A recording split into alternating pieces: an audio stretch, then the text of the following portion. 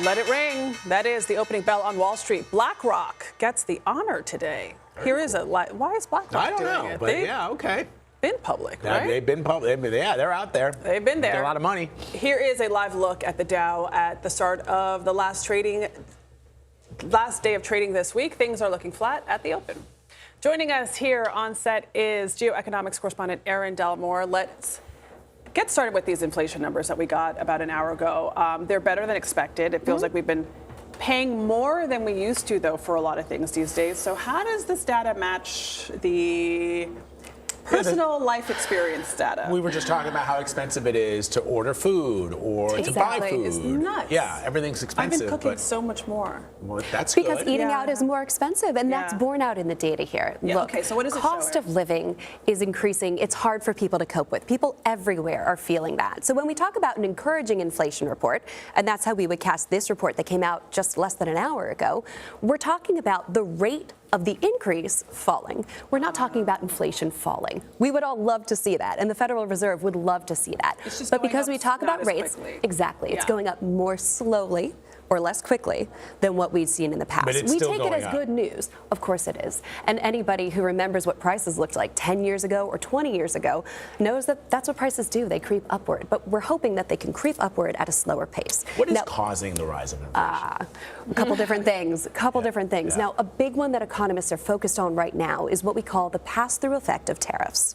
So tariffs are a tax on imports. When a tariff is paid, it's paid when the good hits the U.S. borders. And so a big question had been when President Trump did his Liberation Day tariffs last April, will companies choose to pass those increased costs on to consumers? Well, a report came out last month showing that 96% of tariffs costs have been passed on to consumers. So when we see the cost of certain goods increasing, well, that's hitting consumers in their pocketbooks. Now, of course, there are other options. President Trump says that long-term, the sellers in other countries will absorb some of those costs in order to have a more competitive business environment. There's always the possibility that companies will take them on too. But at this point, it's looking like they're hitting consumers. So when we break down this report piece by piece, we're seeing increases in certain areas. We're seeing encouraging news in others. Look, the cost of used vehicles, a huge deal last year. We saw those costs rising like crazy. Well, they're falling right now. And the cost of new vehicles, pretty flat, up 0.1% over the course of the month.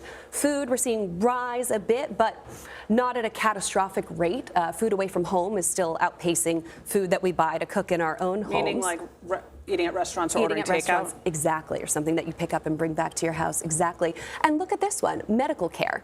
Now, we always see that reset in January, by the way, because some of this is cyclical. In December, we tend to see consumer prices fall. Think about holiday sales. A lot of prices are lowered in order to bring consumers into stores to buy or onto online shops, but we see a lot of resets in January. So what's happening with takeout food and food at restaurants? Like, I am scandalized by how much Thai food takeout was Any food. It doesn't matter if it's, any kind Pizza, of food like you order in everything. New York City is going to be expensive. Well, we are seeing some of this differential, reflected. though, when it comes to like a business making food versus what you buy at the grocery store. More costs. Think about the workers, the labor, the packaging material, any sort of delivery fees. Boxes. Exactly, the hourly wage paid to more workers involved in getting that over to you. It's just a different business cycle. At the same time, look at the politics. We're seeing President Trump working out trade frameworks with countries like Bangladesh or India. That's supposed to affect the price of textiles. And when we see some food goods being targeted here, well, the goal is to bring prices down for food goods. President Trump is, having conversations about metals, steel, and aluminum. Think about how much of that goes into manufacturing or building. All of this is really part of a bigger picture on bringing down prices for consumers. Don't forget, guys, it's a midterm election year. This is top of mind for voters. Big deal there. Erin, always great to have you, my friend. Thank you very much. Really insightful. Anytime.